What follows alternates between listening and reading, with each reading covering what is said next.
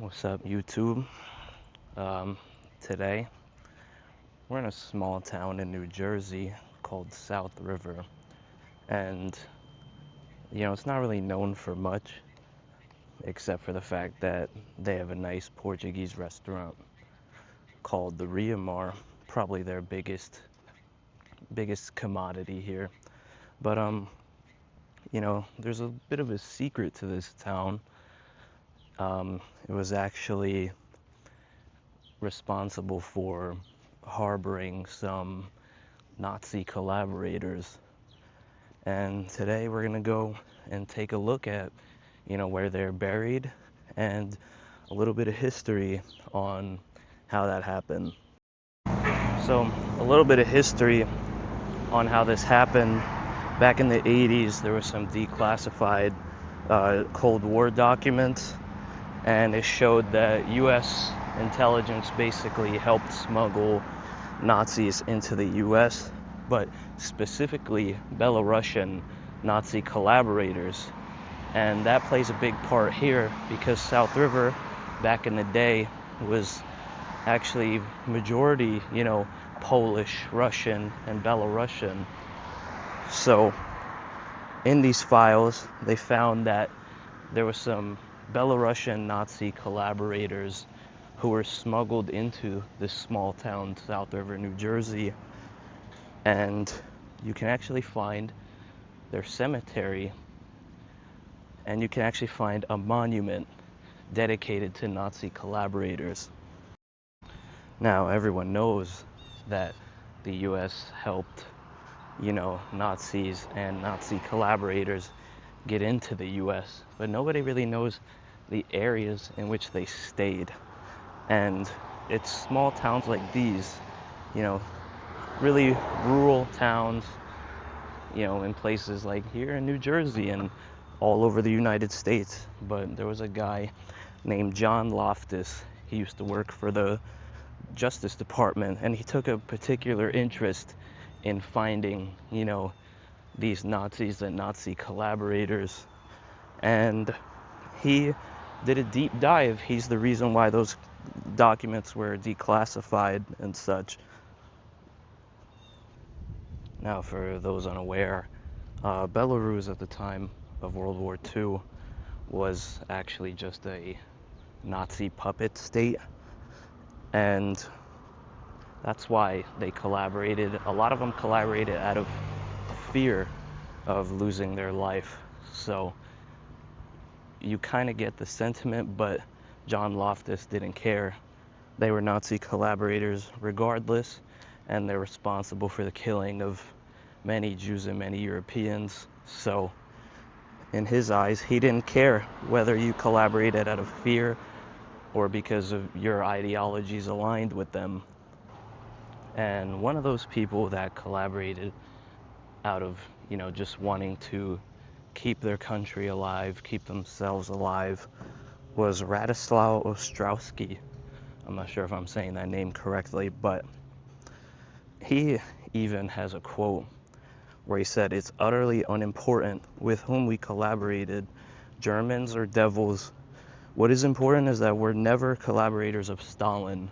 So these guys were very anti-Russia, or Soviet Russia at the time, very anti-Stalin. And yes, Belarus at the time was responsible for killing around 250,000 Jews, and not even sure how many Allied soldiers and just citizens of the area. But he does not have any remorse towards it. I mean, he collaborated, but he also slightly believed in, the cause. And I say slightly because I know that they are responsible for killing many civilians, but he did collaborate because of fear of losing Belarus and losing his own life and the people he cared about. So that's why I say slightly. But there was a guy named Emmanuel Yasiesk, I believe that's how you say his name, who did actually believe in the Nazis' ideology and is solely responsible for killing, I think, around 8,000 Jews and a couple more Europeans and Allied soldiers. Now, Ostrowski, when he came to the US, actually went to Michigan first, and then he came to New Jersey. And when he came to New Jersey, you would think he'd be done with, his Nazi collaboration, but he actually was head of a Nazi group here in the US, and basically they did like conferences and meetings here in New Jersey, and actually one of those meetings took place here in this small town of South River.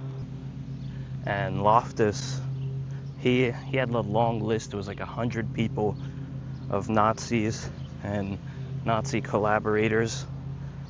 And another one of those people that he listed was a guy named Vyacheslav Koch. Again, these names are pretty hard to pronounce, but he moved to South River and became a priest for the Church of Europanasia, Eurocinia here in South River. And he was a Nazi administrator in Russia during the war, but the priest denounced it. He said, "I am anti-communist, and just because I'm anti-communist, they think I'm a Nazi." And his defense was the same as Ostrowski and many others, that he's not a Nazi, but he collaborated with Nazis out of fear for his own life and the people he cared about. So we're coming up on the burial site, and it's just up that hill there. And Loftus said there's about 300 people here in the US that we're gonna investigate because we think they were all Nazi collaborators.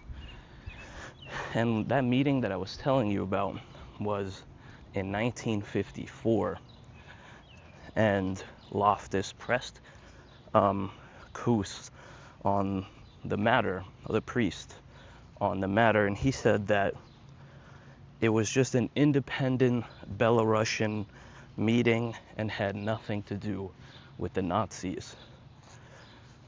A little bit of a head scratcher because a lot of the people in that meeting were not Belarusian, so it left Loftus thinking.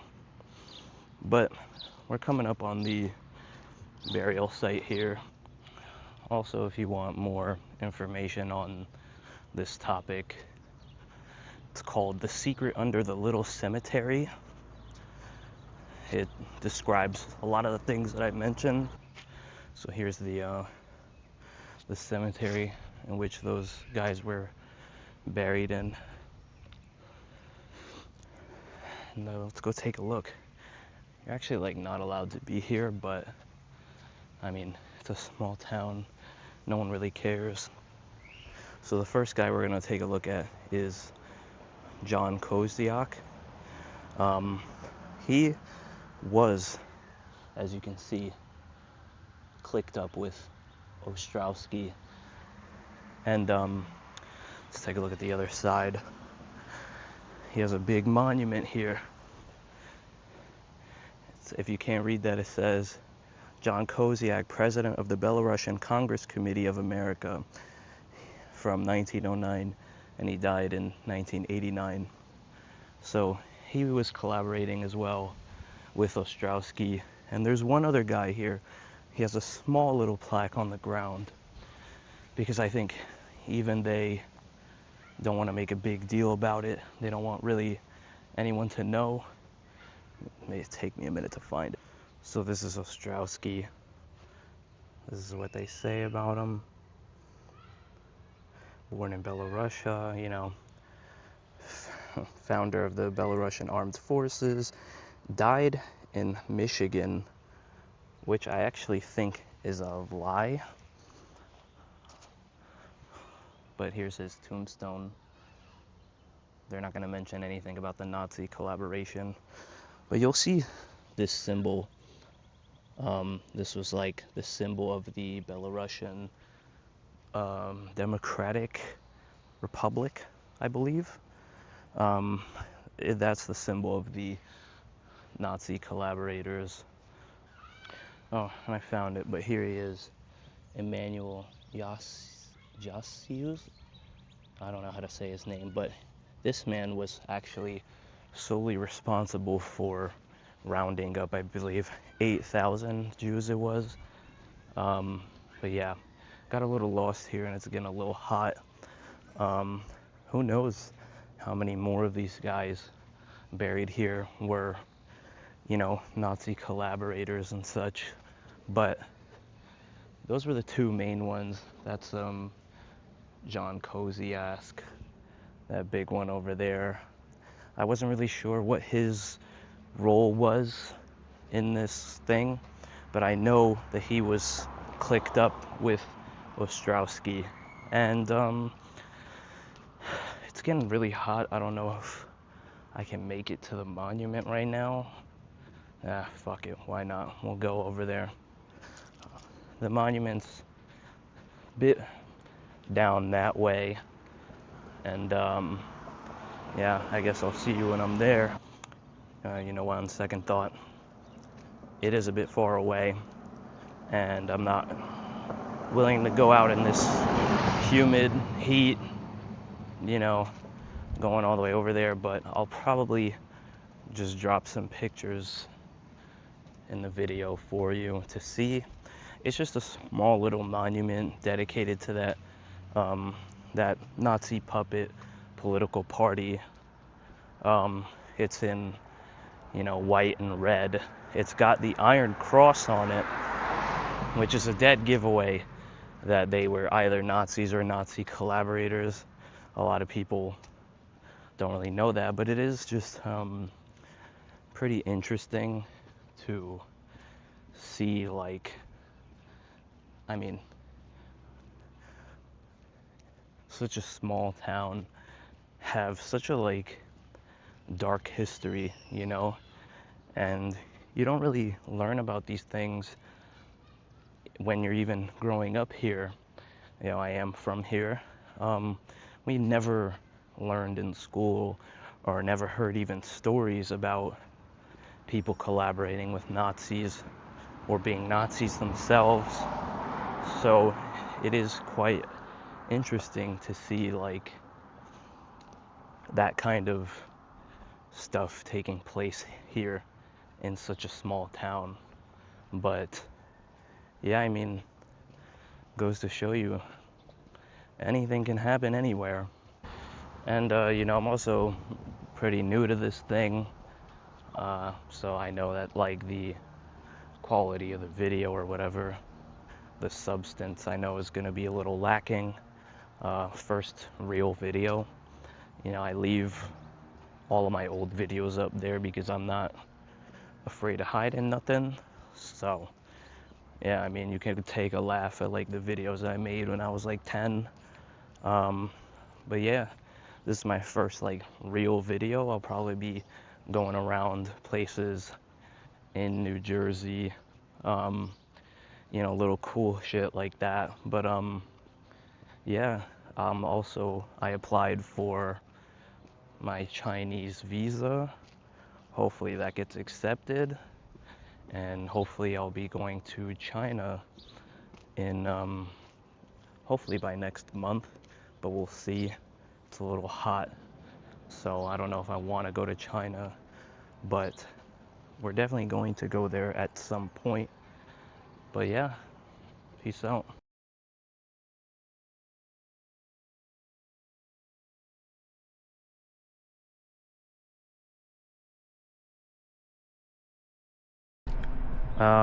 I figured I'd show you guys around the town a bit. You know, very small rural town. Think population of like 10,000 maybe. I'm not really sure how many people live here, but it's not that much, to be honest. it's a pretty small town. This is a Ukrainian church. Yeah. And, you know, just some more stuff. But I guarantee you that if I were to ask, you know, the people that live here, you know, if they ever even heard about Nazi collaborators that were, you know, stationed here in South River, and if they even ever heard of a Nazi like convention meeting here in this very town, I highly doubt that any of them might even know that. It's such a like well-kept secret, so I wouldn't be surprised if literally nobody knows about it. None of my, you know, friends have even heard of that. And I've yet to hear any of the older people speak on that. So it just is really bizarre to me that that's like something that happened here of all places. But let me show you the main street. So right up here we'll get to the main street of this town. You're gonna see basically nothing. As I said, pretty small town, everyone knows each other, but it would be cool for the video, I guess, to show you where the Nazis, at least 4 Nazis, were stationed and sent to. So yeah, so this is the main street.